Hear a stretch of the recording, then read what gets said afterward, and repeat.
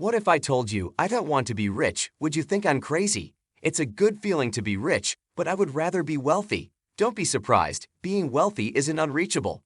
Robert Kiyosaki, an American investor, author, and entrepreneur, has amassed a fortune of wealth without coming from an affluent family.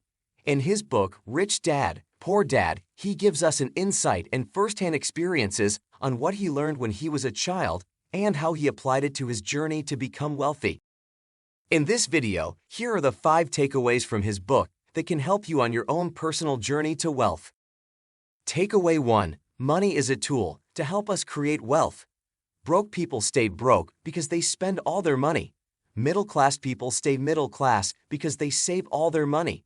Rich people stay rich because they are laboring all their money. Here are some examples of how to make money work for you now. 1. Open a high-yield saving account. 2. Invest in dividend or growth stocks or ETF. 3. If you're feeling adventurous, think of a profitable cash flow business and pursue. 4. Real estate for rental income. Takeaway 2. Financial literacy is your greatest asset. Financial literacy is understanding the difference between assets and liabilities and understanding money management on cash flow. Here's financial IQ question. Is buying a home considered an asset or liability? The answer is, it depends. If the home is netting positive cash flow from rent, then it will be considered an asset. If the purpose of the home is to just live in it without generating positive cash flow, then it will be under liability. As Robert said, an asset puts money in my pocket. A liability takes money out of my pocket. The second question is, Bob and Joe work in an office. Bob earns $110,000 and Joe earns $85,000. Who is wealthier? The answer is, it depends. We don't know their expenses. Bob can earn more money, but if his expenses such as debts, tuition loan, car loan, home loan, causes him to live paycheck to paycheck, then Joe, who does not have any debt, is far wealthier. It's not how much you make, it's how much you keep. And with good money management skills, we can keep more of what we earned. We hear in the news how multimillionaire lottery winners ends back up at work because of reckless spending on their newfound wealth. We also hear how some athletes declare bankruptcy after a few years of retiring because of poor money management. Takeaway 3. Don't work for money, work to learn. If you work for money, you will run out of time to make enough money. The most common practice that prevents many people from becoming wealthy is that they are to focus on solely their profession, that they end up going to work, get paid, and die. It is better to be jack of all trade and master of none.